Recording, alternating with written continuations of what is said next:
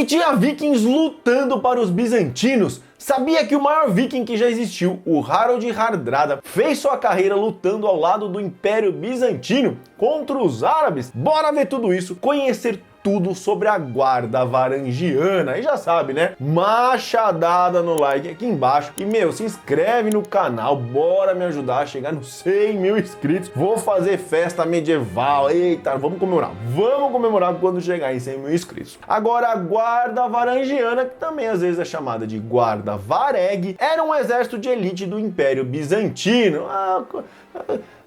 Pode ser também o Império Romano do Oriente, bizantino, composto por mercenários, além de servir como a guarda pessoal dos imperadores. E essa unidade militar era multiétnica, mas começou e foi principalmente formada pelos vikings ou os escandinavos medievais. Nem todo viking era escandinavo e nem todo escandinavo era viking importante. Vou deixar a playlist dos vikings aqui para entender tudo isso. Aqui já fiz tanto vídeo dos vikings no canal que nem preciso falar mais nada. E esses vikings especialmente eram os escandinavos que desceram os rios do Volga em direção a Constantinopla. Lá na playlist eu falei que alguns vikings foram para a França, alguns foram ali para as ilhas inglesas e uns foram descendo o rio do Volga ali no leste europeu até chegar em Constantinopla. Aliás, essa é a história dos Rus de Kiev. E é claro, a gente está falando dos vikings, então a guarda varangiana era formada por caras fortes, altos, cheios de fúria e espumando pela boca, que botava medo em qualquer exército.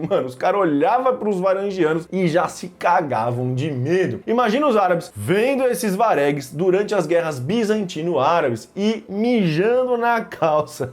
Pronto, por isso que eles ficaram famosos. Tem histórias de que os varangianos ganharam batalhas sem ao menos ir para a batalha. Só de ver os caras malucão, eles já ganharam. Ainda mais, a guarda varangiana uniu essa fúria em batalha dos vikings, os berserkers, com a tecnologia militar bizantina, cara, uma combinação mortal. Os varegs eram famosos por seus machados de duas mãos gigantescos, que destruíam tudo pela frente, o famoso machado danês. Mas bora começar do começo. O imperador bizantino Basílio II, que reinou de 976 a 1025, vídeo dos bizantinos aqui, teve uma carreira militar muito bem sucedida, e ele quase dobrou os territórios bizantinos. Mas o começo da sua vida de imperador foi bem difícil, ele quase não conseguiu, porque logo que ele subiu ao poder, ele perdeu para os búlgaros do Volga, na famosa batalha do Portão de Trajano. Essa derrota fez com que seu poder fosse questionado, e uma revolta civil começou no Império Bizantino. Dois usurpadores queriam seu trono, um deles era Bardos Phocas, e esse cara até se proclamou imperador em 987. A coisa estava muito feia pro Basílio e ele precisava de ajuda urgente. Aí, lembra dos Rus de Kiev que eu falei? Então, os búlgaros do Volga também eram um inimigo em comum dos Rus. Então, o famosíssimo príncipe russo Vladimir I, eu falo dele lá no vídeo da Rus de Kiev, enviou uma força de 6 mil vikings russos para ajudar o jovem imperador. E isso foi essencial para o começo da carreira do Basílio, tanto que ele se tornou um dos maiores imperadores bizantinos, tudo graças a uma mãozinha dadas pelos vikings. Agora, o que é uma mãozona na sua carreira é o Estratégia Concursos. Os concursos públicos oferecem salários iniciais maiores que das empresas comuns, estabilidade e segurança, além de carreiras promissoras. E o Estratégia Concursos é o curso que mais aprova em concursos públicos no Brasil. Lá você encontra material de alta qualidade e aulas com professores especialistas com larga experiência em aprovação de provas de concurso. Simplesmente é o material e os professores que mais aprovam. O material é completo, tem uma linguagem simples, você vai entender facinho, qualquer um vai entender e acertar as questões das provas. Então, existem muitas vagas públicas em aberto, não perca essa chance, primeiro link aqui embaixo, vai lá conferir a estratégia de concurso, pra você dar uma bombada aí na sua carreira. Voltando, em troca de toda essa ajuda dos Rus, Basílio ofereceu a Vladimir a mão da sua irmã em casamento. Isso era inédito na Idade Média, eu vou explicar. O imperador oferecer a mão de uma pessoa real a um líder considerado bárbaro, um viking, porque os russos eram considerados bárbaros. Isso, foi extraordinário e fez uma aliança gigantesca entre os dois, os Rus e os bizantinos. Mas, óbvio, tudo tem um preço. O Basílio obrigou o Vladimir a se converter ao cristianismo. E esse foi o primeiro passo para a conversão dos vikings ao cristianismo. Os Rus de Kiev se converteram muito antes que os nórdicos lá da Escandinávia, que foram para a Inglaterra, para a França, enfim. Eu já falei a playlist dos vikings, depois vai lá conferir tudo isso. Só que o Vladimir, ele curtiu tanto o cristianismo que ele foi além. Ele começou a construir várias igrejas em toda a Rússia de Kiev e a converter a galera que podia. Assim, a relação viking-bizantina nunca esteve melhor. E os relatos da época contam como esses vikings eram. Cara, era uma visão terrível, porque eles eram armados com as suas longas espadas, machados e lanças. O historiador inglês John Julius Northwich nos conta um pouco mais como eles eram e como foi o uso dessa força viking pelo imperador Basílio. No final de dezembro de 988, os vigias do Mar Negro avistaram o primeiro de uma grande frota de navios vikings no horizonte. No início de 989, toda a frota estava ancorada no Corno de Ouro, em Constantinopla, e 6.000 gigantes musculosos desembarcaram. Poucas semanas depois, os nórdicos, liderados pelo próprio Basílio, atravessaram o estreito sobre a cobertura da escuridão e tomaram suas posições poucas centenas de metros do acampamento rebelde. Ao amanhecer, atacaram,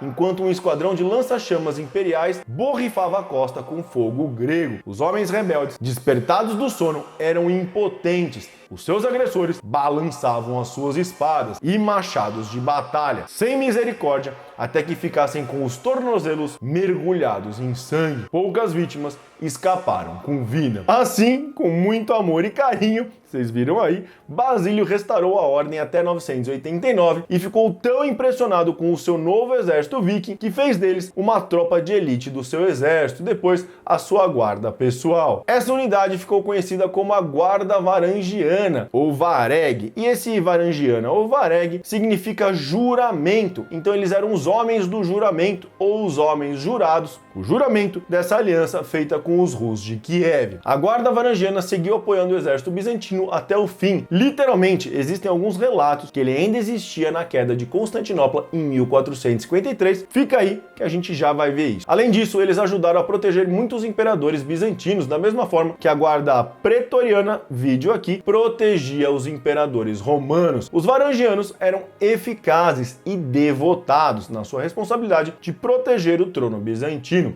independentemente de quem fosse o ocupante, mas esse serviço não era barato, então eles protegiam o cargo e não a pessoa. O historiador L. Brownworth disse: na noite da morte do seu soberano, eles tinham o curioso direito de correr direto para o tesouro imperial e pegar tanto ouro quanto pudessem carregar confortavelmente. Essa tradição permitiu que a maioria dos varangianos se aposentasse como homens ricos e garantiu um fluxo constante de recrutas nórdicos e anglo-saxões. Aqui vemos como eles são bem parecidos com os pretorianos. Eu acho que eles torciam muito pro imperador morrer, para eles poderem ir lá no tesouro e encher o bolso. E também vemos o relato de que anglo-saxões compunham as linhas varangianas. A gente vai chegar aí. Mas falando nisso, um dos guerreiros e líderes mais famosos dos varangianos foi o Harald Hardrada, que passou uma década a serviço do seu imperador. Vídeo completinho dele aqui. Além de muitas outras aventuras, Harald Hardrada e seus companheiros varangianos lutaram ao lado do grande general bizantino George Maniakes na Sicília em 1038, só que o Hardrada foi exilado sob a suspeita de conspirar para uma revolta em 1042, e aí ele fugiu rapidinho de volta para a Rússia de Kiev,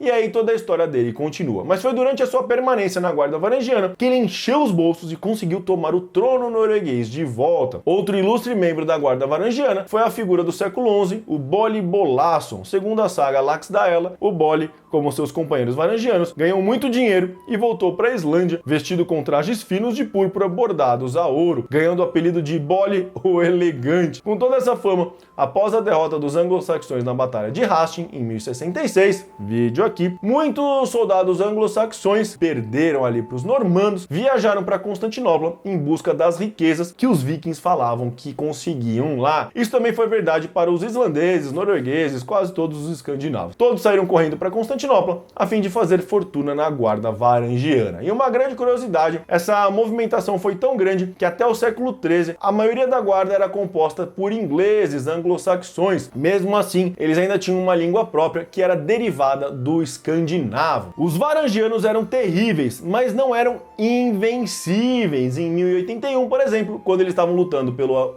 imperador Alexios I Comneno, defendendo a Dalmácia, as tropas varangianas quase foram aniquiladas por uma carga da cavalaria inimiga. Em 1204, como a gente já viu em vários vídeos aqui, eles também não foram muito úteis quando os cavaleiros da Quarta Cruzada atacaram e invadiram Constantinopla. Mas tem uma curiosidade aqui. Dizem que os varangianos fugiram da cidade antes do ataque da Quarta Cruzada. Isso porque eles sabiam que a galera estava vindo, mas eles não tinham recebido o seu pagamento. Eles falaram assim: então se ferra aí, não me pagaram, se vira. E eles não receberam o pagamento porque nessa época o Império Bizantino já estava bastante afundado na merda. Só que com todas as derrotas, à medida que a guerra e a tecnologia avançava, os varangianos e as suas armas se tornaram obsoletas. E aí eles começaram a passar para guardas do palácio, guardas de prisão, e a partir do meio do século XIII, eles pararam de fazer guerra. Agora, existiam forças mais poderosas e armas mais poderosas, como os canhões e as bestas, ou bestas, enfim, eu gosto de falar besta, porque é uma besta mesmo.